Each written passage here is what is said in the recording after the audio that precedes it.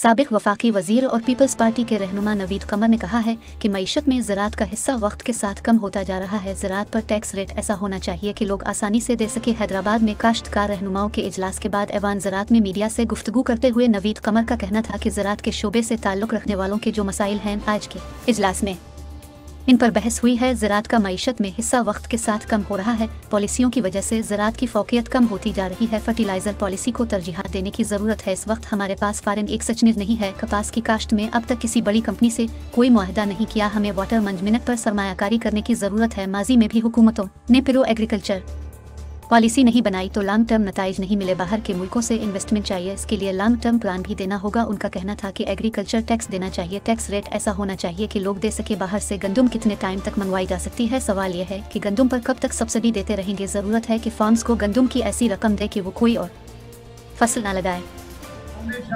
जे हुकूमतूं हूंदियूं आहिनि ॿाहिरि जंहिंमें आबादगारनि जे मसइलनि ते न सिर्फ़ु गौर थींदो आहे पर पॉलिसीज़ ईंदा आहिनि। हू हींअर पंहिंजी तकरीर में कणिक जी ॻाल्हि कई। 450 खां 950 रुपया जॾहिं मण कणिक जो 2008 में पेपलزپارٹی गवर्नमेंट ईंदे ई कयो तॾहिं असांखे जेको आहे सो इम्पोर्टेड कणिक खां मां जान छुटी। पोइ वरी उनखे टाइम ॿी ॿियूं जेके हुकूमतूं आयूं उन्हनि कोन कीप कयो। वरी असांखे जॾहिं हीउ मौक़ो मिलियो पेपलزپارٹی खे 4000 रुपया अघु जॾहिं थियो कणिक जो तॾहिं सॼे मुल्क में पोइ उनखे फॉलो करूं त हीउ साॻियो कमु कॉटन में थियो हो।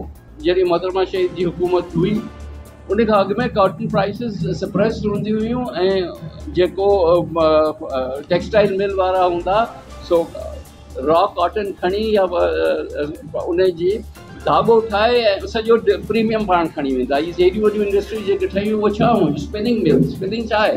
स्पिनिंग आहे त तव्हां कपास खणो उन जो धाॻो ठाहे दुनिया में विकिणी छॾियो। जेतिरो विच में जेतिरो प्रॉफिट आहे उहो खणी विया टेक्सटाइल मिल वारा। त उहो अची उन ज़माने में इहा चेंज थी। उन खां पोइ वरी रिवर्स कोन थी सघी आहे इहा। त प्राइस उहा ॾियो जेका न्यूयॉर्क में प्राइस आहे कॉटन जी उहा मिले हिते तॾहिं वञी तव्हांजो कमु थींदो। ईअं आर्टिफिशियल प्राइसिस सां कुझु कोन थींदो। ॿिया दूसरी न उहो हुकूमतूं कोन सेट कंदियूं। जिते हुकूमतूं इंटरवेंशन्स कंदियूं आहिनि न उहो उबतो पीछी में पवंदी आहे ॻाल्हि। सवाइ कणिक जे जेका फूड सिक्योरिटी जो इशू आहे इन करे उन में ज़रूरत। पर कॉटन जी छो जो crop over a period of time एतिरो ख़राबु थींदो वियो जो उनखे इनकरेज करण लाइ ज़रूरु हिकिड़ो साल हिकिड़ी सपोर्ट सिस्टम ॾियण जी ज़रूरत आहे। अल्टीमेट जिते चओ था पंहिंजे साड़ियुनि जो ॾिसो साड़ियूं तव्हांजो एक्सपोर्ट आइटम आहे। एक्सपोर्ट आइटम रिलेटेड आहे दुनिया में जेका प्राइस आहे उन सां। हिन साल माशाल्लाह सॼो जेको बि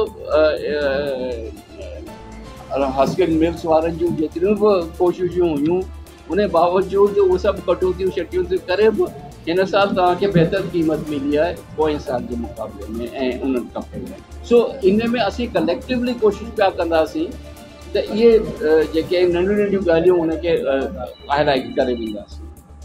हा जी एक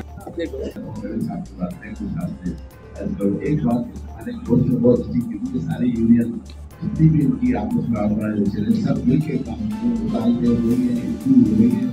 ये दोनों बहुत खुशी होगी। सारे मिलकर करेंगे।